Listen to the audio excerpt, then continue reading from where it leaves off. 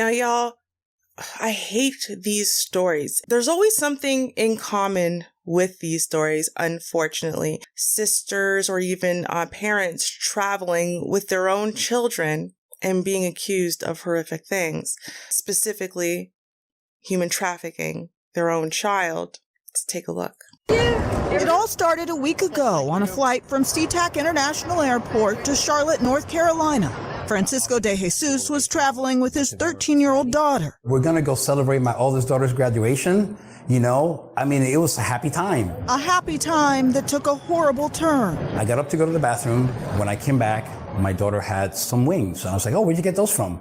She said, well, somebody came over and talked to me, asked me if I was okay, where was I going, who was I going to meet. He says he didn't think much of it until the plane touched down. As we're deplaning, we're greeted by several individuals, one of them who introduced himself as the head of security for the Charlotte International Airport. Now remember, right, that they did not speak to the father, who has a Hispanic last name, but it clearly is a black man. They did not speak to the father directly. They did not speak to the daughter in the presence of the father. Right? They waited till the father left and then quizzed the girl alone. So there was no charitability, no benefit of the doubt, no assumption that like, hey, maybe these people know each other. They have the same last name. The child is clearly very comfortable in his presence and vice versa. I don't know, but let's keep listening because there's other telltale signs here that this child was not under duress, nor was she limited from being able to communicate with others. So it's insane that they did this. It really is. And although we don't get to see an image of the child, right, who is obviously underage, she's 13 years old, I'm going to guess that child is white. Or incredibly light-skinned, right? And because this is what we always see. We see when there's a difference in race between the parent and the parent is black and the child is white or maybe Asian looking or something. This is what you see. Or a sibling. I remember we talked about this on Char and I's news channel where it was a sister who was dark-skinned, an older sister taking a younger sister who was like white looking. And that's like me and my sister. So it really hit me hard because I've had those looks and whatever, like, what are you doing with that kid? Or like, really? This is my baby sister. Like, look closely. We look enough alike.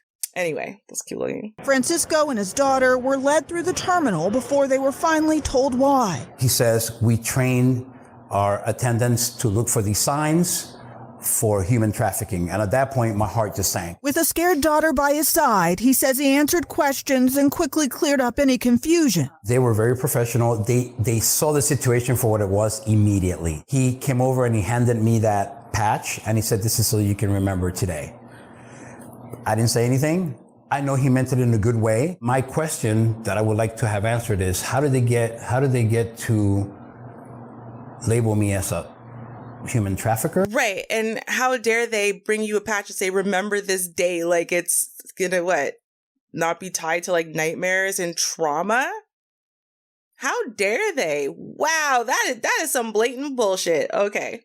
That is terrible. I had my iPad, we were watching a movie, she had her phone.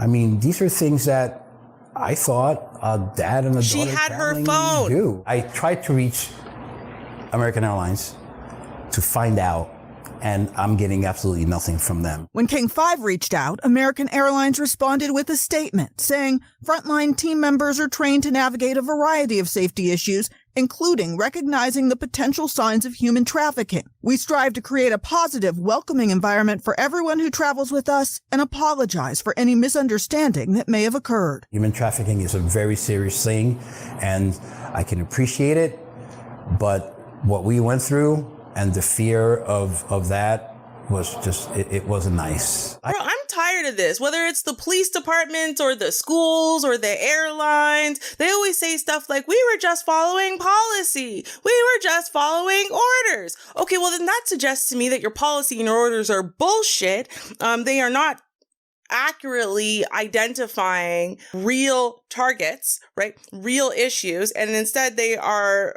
very likely to pick up a bunch of innocent people. That's a problem, right?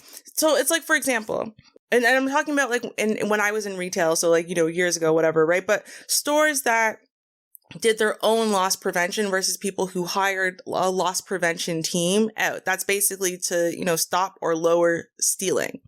So stores, and I'm not even kidding, stores that did their own loss prevention were very bad at stopping thefts or lowering theft. And the reason why is because they targeted certain key demographics. They targeted Black people.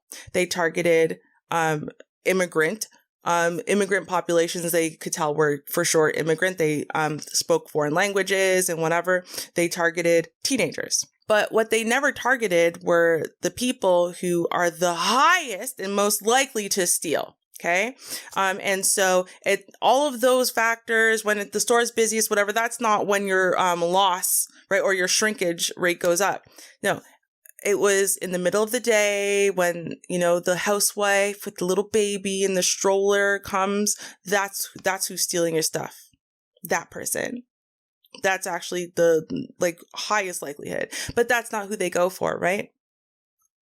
Never who they go for. And so this is the problem. If your policy allows for irrational, illogical, or plain out wrong biases and stereotypes to run the decision making, then what ends up happening is your policy never saves any of these people who are being human trafficked and do need to be saved and do need to be identified and do need to be targeted, right? And do need to even be saved from themselves if there's like some Stockholm syndrome thing. But you're never going to target those people because you didn't make policies to target those people. You made policies to criminalize innocent dads and moms and sisters and stuff just because they happen to be a little darker skinned than their child or sibling.